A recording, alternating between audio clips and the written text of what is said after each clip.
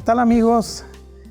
Bienvenidos una vez más a una emisión de su programa Toma Cine, donde hablamos de temas relativos al séptimo arte, al arte que a todos nos apasiona, que es el cine. En esta ocasión vamos a hablar de corrientes cinematográficas, de las cuales en la emisión anterior tratamos algunas de ellas, pero del cine mudo. Las que se abordarán en esta ocasión serán ya en el cine sonoro.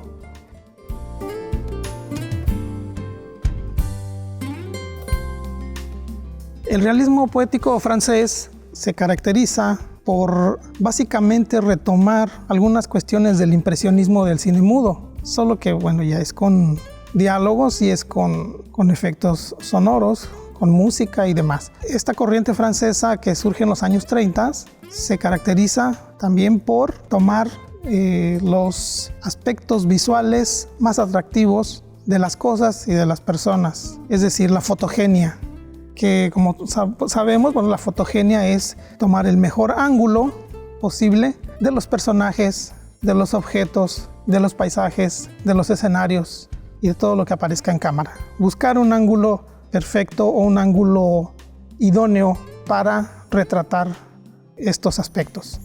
El realismo poético francés entonces perfecciona visualmente la concepción de cómo captar con la cámara los elementos a cuadro. Los principales representantes de esta corriente son Jean Renoir, con dos películas muy importantes para la historia del cine, de las mejores películas que se han hecho en la historia. La regla del juego, de 1939, y La gran ilusión, que fue años antes, en 1934. En ellas cuestiona mucho las relaciones humanas, la decadencia de las sociedades industrializadas, la burguesía y las contradicciones que ellos presentan.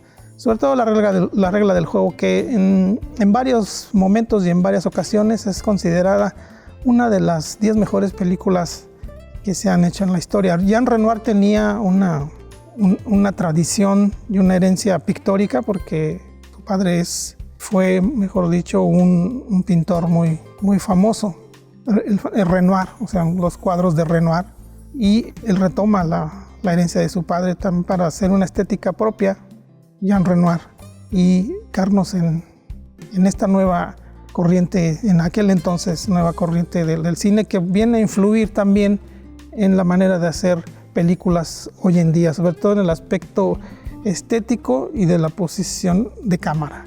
Esas serían las aportaciones del realismo poético francés, pero hay otro director que murió muy joven, Jean Vigo, que aportó dos obras magníficas al cine mundial también dentro de esta corriente del realismo poético francés.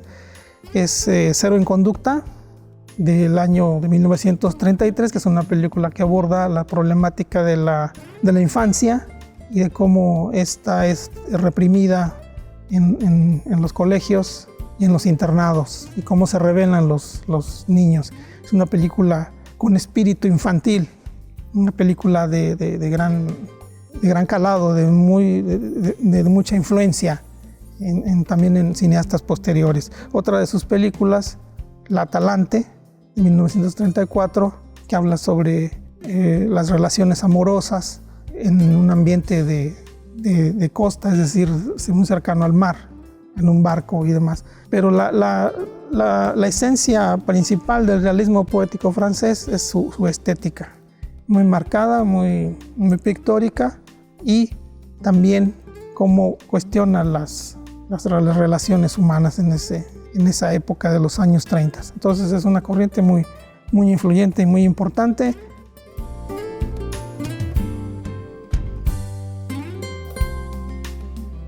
Otra corriente muy importante dentro de la historia del cine también es europea, es el neorrealismo italiano, del cual ya habíamos hablado en emisiones anteriores. El neorrealismo italiano surge inmediatamente después de la Segunda Guerra Mundial, cuando los directores italianos salen a las calles a hacer películas, a demostrar la devastación material y humana, espiritual, de los italianos y de otros países, por ejemplo Alemania, que son las consecuencias del conflicto bélico. Entonces comienzan a hacer películas con muy escaso presupuesto, con pocos recursos técnicos y monetarios, desde luego. Utilizan actores semiprofesionales o que los retoman incluso de la calle. Y entonces el neorrealismo italiano plantea una nueva forma de hacer cine. Usa un lenguaje directo y una fotografía áspera en blanco y negro, es decir, cruda. Es realidad, nueva realidad después de la Segunda Guerra Mundial.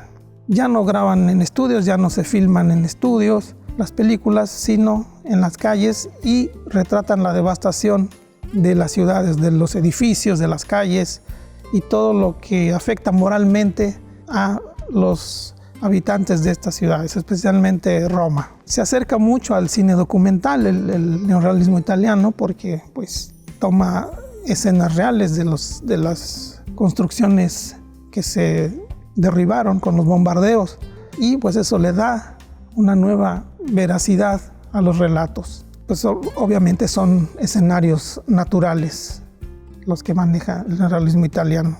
Los máximos representantes de esta corriente son Vittorio De Sica, con una de las grandes películas de la historia, La ladrón de bicicletas, muy sencilla la historia, pero muy contundente. Tenemos a Roberto Rossellini con Roma, ciudad abierta, con Alemania, año cero, que son crudas y pueden sonar crueles, pueden verse crueles, pero eso es la realidad como estaba en ese entonces. También está Luchino Visconti con Obsesión, y tenemos también a Giuseppe Di Santis con Arroz Amargo. Incluso Federico Fellini, el gran director italiano, se dice que comienza a hacer su gran obra basado en la influencia del neorrealismo italiano. Estas películas se dan básicamente entre los años 40 y 50, posteriormente a la Segunda Guerra Mundial, después de 1945, y se siguen haciendo algunas con este corte, con este estilo. Entonces el neorrealismo italiano nos deja una enseñanza de que se puede hacer cine con pocos recursos, con mucha idea y con mucha observancia de lo que es la realidad.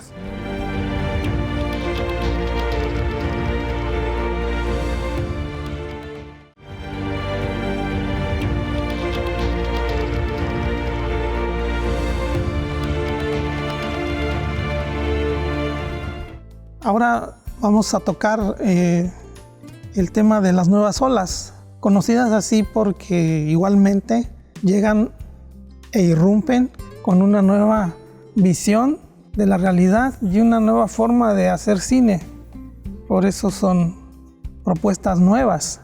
Primero hablaremos de la nueva ola francesa, que surge entre jóvenes críticos de cine de ese país, Francia, que publicaban reseñas cinematográficas en la famosa revista Cuadernos de Cine, o en francés Cahiers du Cinéma, en los años 50 básicamente, y posteriormente en los 60. Ellos, aparte de comenzar a criticar películas, deciden hacerlas también, y lo hacen de una manera totalmente opuesta a lo académico.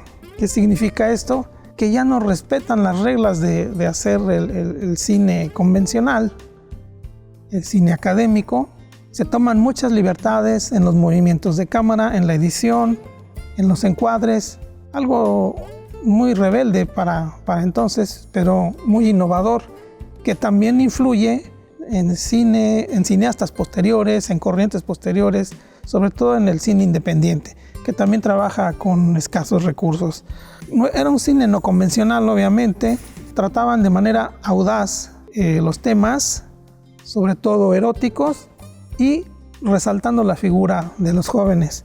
Entre estos nuevos cineastas de aquel entonces surgen grandes directores también históricos, como Jean-Luc Godard, que aporta la película Pierrot el Loco, o Sin Aliento. En España se le conoce como Al final de la escapada, pero son películas muy importantes para la historia del cine. François Truffaut también hace cine de este tipo y que se encuadra dentro de esta nueva ola francesa.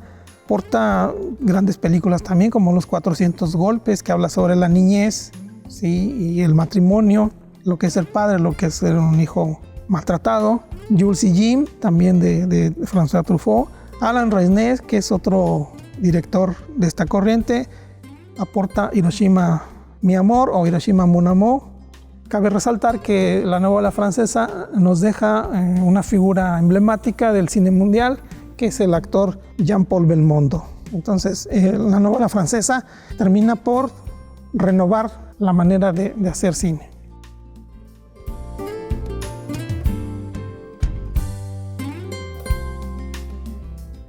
Y tenemos el Free Cinema inglés, que también es una corriente renovadora, rebelde, incluso a sus integrantes. El Free Cinema se les conoce como los jóvenes iracundos, que igual también son directores jóvenes que comienzan a hacer películas fuera de los convencionalismos y también abordar temas donde la juventud impone sus criterios o trata de sacarlos a la luz y de exponer su forma de ver la vida. Surgió en el Reino Unido el Free Cinema inglés, como el nombre lo dice, en los años 50, la segunda mitad de la década, y también incorpora un realismo social en sus películas. Este Free Cinema inglés pues es un estilo inconformista de ver la realidad, de ver la sociedad y de plantear así las historias. Los cineastas más representativos son Karel Reisz, Tony Richardson, Lindsay Anderson y Richard Lester. Las películas más emblemáticas son La soledad del corredor de fondo, de Richardson, La noche de un día difícil, de Lester. Esta película es interesante porque habla o trata sobre el seguimiento que le dan al grupo famoso de rock, los Beatles, una gira en que los acompañan, y vemos a los Beatles en varias facetas, ¿no? de la gira, desde la alegría hasta el cansancio, en fin, varios aspectos que van viviendo ellos. Una película muy, muy emblemática es La noche de un día difícil, A Hard Day's Night, así se llama una canción de los Beatles. Otras dos películas, Un hombre con suerte o Lucky Man de Anderson, y todo comienza el sábado del cineasta Karel Reisz. Así tenemos un cuadro representativo de lo que sería el cine después de la Segunda Guerra Mundial y que va a influir de manera contundente en la forma de hacer cine, en la forma de abordar los temas con un realismo más marcado, que le da nuevas ideas a los cineastas posteriores en la década de los 70s, 80s e incluso 90s y el nuevo siglo XXI.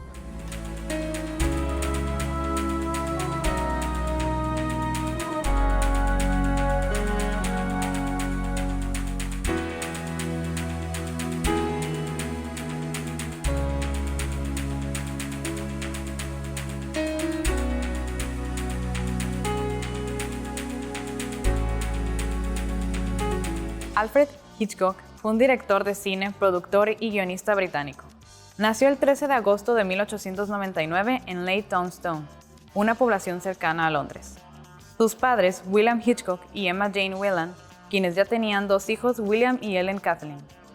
En 1913 dejó el colegio y trató de orientar su futuro profesional. Comenzó los estudios de ingeniero en la School of Engineering and Navigation y siguió cursos de dibujo en la sección de Bellas Artes de la Universidad de Londres. Fue entonces cuando descubrió una nueva afición para sus ratos de ocio, el cine, que estaba empezando a imponerse como una de las actividades lúdicas más importantes de Londres. Hitchcock, que desde los 16 años leía con avidez revistas de cine, no se perdía las películas de Charles Chaplin, Buster Keaton, Douglas Fairbanks y Mary Pickford. Pudo admirar cuando las películas mudas constituían una auténtica revelación de las ilimitadas posibilidades del cine. En 1920, a los 21 años, aquel joven cuya afición al cine había ido creciendo, leyó en una revista que una compañía cinematográfica estadounidense, la Famous Players Lasky, iba a instalar unos estudios en Londres. No lo pensó dos veces y se presentó en las oficinas de la Famous con unos bocetos de decoración para películas mudas, que había diseñado con la ayuda de su jefe en el departamento de publicidad de la Henley. De inmediato, la compañía lo contrató como diseñador de rótulos y decorados. El primer año trabajó de rotulista en varias películas y al año siguiente consiguió que le fueran encargando los escenarios y los diálogos menores de nuevos filmes. Los escribió bajo la dirección de George Fitzmaurice, quien también le inició en las técnicas de filmación. En 1923, el actor, guionista y productor Seymour Hicks le ofreció que codirigiera un filme menor, Always Tell Your Wife, y poco después colaboró en el rodaje de una película inacabada por falta de presupuesto, Mrs. Peabody. En los estudios, Hitchcock había conocido a una tal Alma Reville y una gran aficionada al cine, que había trabajado en los estudios de una compañía londinense desde los 16 años, la Film Company. Alma y Hitchcock colaboraron en varias películas dirigidas por Graham y Cutts, y en 1923 viajaron a Alemania para localizar los exteriores de un filme cuyo guión había escrito Hitchcock, The Prods Fall. Los primeros años trabajaron juntos en películas de la productora de Mitchell Balcon, la Gainsborough Picture, como por ejemplo The Blackbird. En 1925, Balcon le propuso dirigir una producción anglo-alemana titulada The Pleasure Garden. Era su primera oportunidad como director. El resultado, al parecer, agradó a los directivos, porque aquel mismo año dirigió otros 2 filmes, The Mountain Eagle y The Lodger. Las 2 se estrenarían en 1927. El 2 de diciembre de 1926 se casó con Alma y se establecieron en Cromwell Road, en Londres. Al estrenarse los filmes, obtuvieron una buena acogida por parte del público y de la crítica. En ellos, el director solía aparecer en sus filmes ocasionalmente, sin estar incluido en el reparto. Era su manera de firmar sus películas, que luego sería tan popular. A comienzos de los años 50, con su reputación cinematográfica por las nubes y una sólida posición económica, estrenó películas que confirmaron su fama en el mundo entero, como Under Capricorn, 1949, Stage Fright, 1950, y Strangers on a Train, 1951, un éxito rotundo de crítica y de público. En 1960 llegó Psycho, uno de sus éxitos más clamorosos y polémicos, superando a sus obras anteriores. La película conmocionó la mentalidad de la época e inauguraba el género del suspenso de tema psiquiátrico, el llamado thriller psicológico. Lo suyo era el arte de la cámara, su enorme dominio de la imagen, a nivel persuasivo y sentimental. Hacía que el público se identificara con sus historias y con sus personajes, y convertía en algo real la fantasía y el misterio. Su extraordinaria narrativa cinematográfica llevaba al público a vivir apasionadamente lo que sucedía en la pantalla. La mañana del 29 de abril de 1980, murió el maestro y genio del cine del terror, de suspenso y misterio. Un hombre que creó un estilo y un mundo propio como pocos directores lo lograron a lo largo de la historia del cine.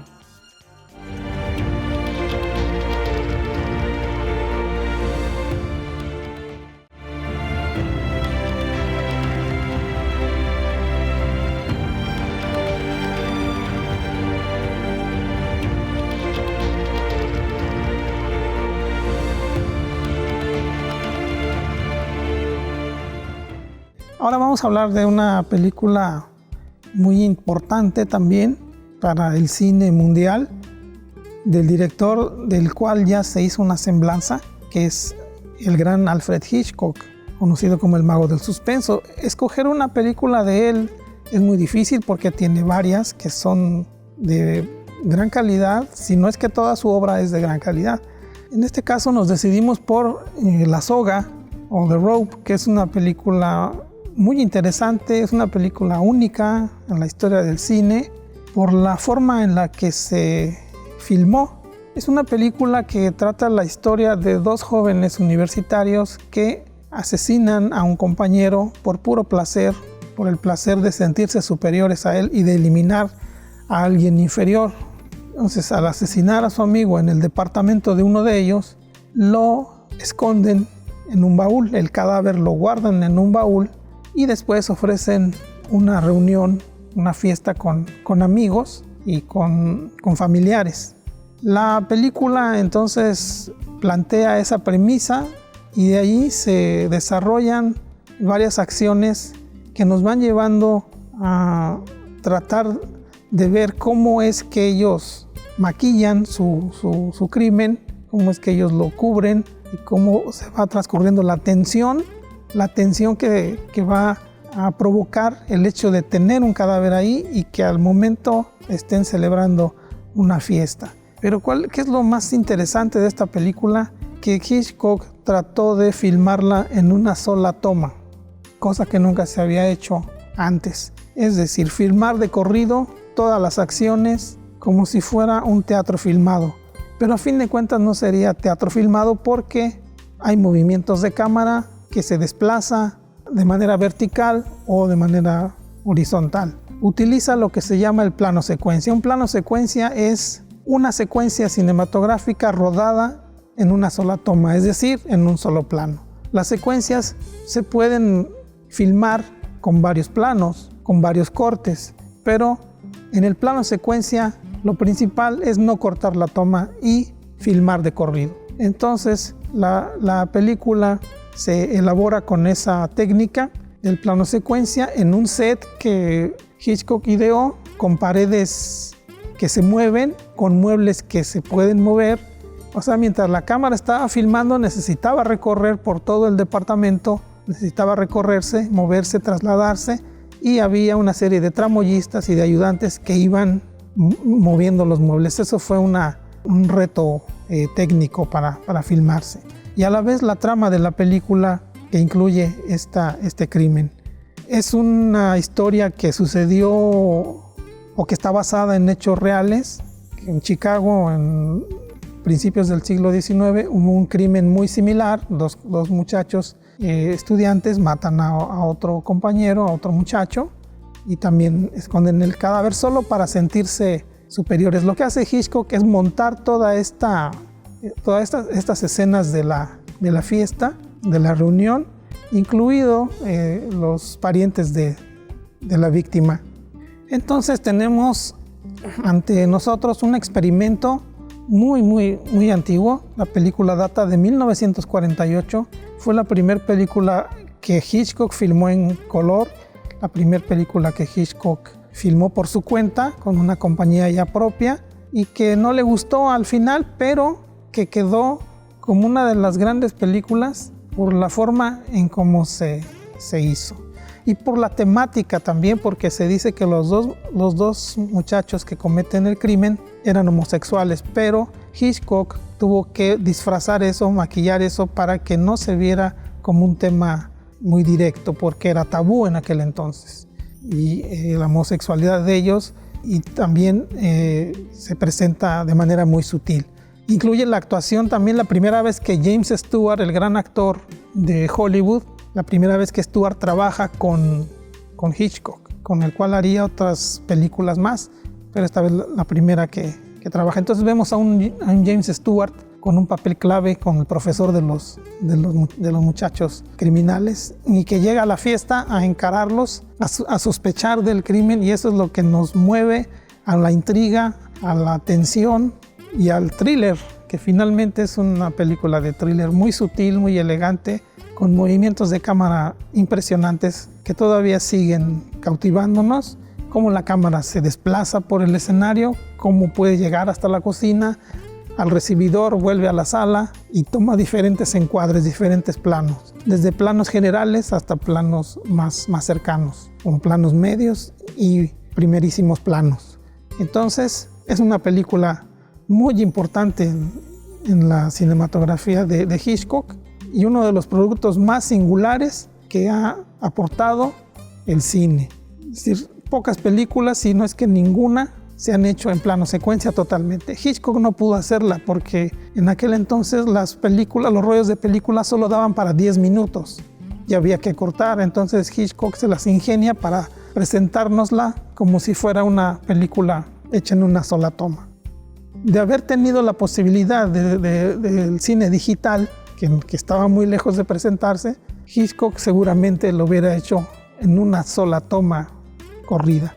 Sin embargo, ya nos daba con la soga indicios de lo que podía ser su gran carrera y de lo que fue también su gran carrera. Uno de los mejores directores de la historia, para muchos el mejor de la historia, Alfred Hitchcock. Y bien amigos, pues así terminamos una emisión más de Toma Cine, donde esperamos que hayan podido captar y que les sea de utilidad estas concepciones del cine que surgieron en los años 30, 40, 50 y 60 para que nos demos cuenta que hoy en día estas técnicas se siguen utilizando y siguen siendo muy expresivas en los cineastas actuales. Y pues les agradecemos su atención y los esperamos para la próxima emisión de su programa Toma Cine. Muchas gracias y nos vemos.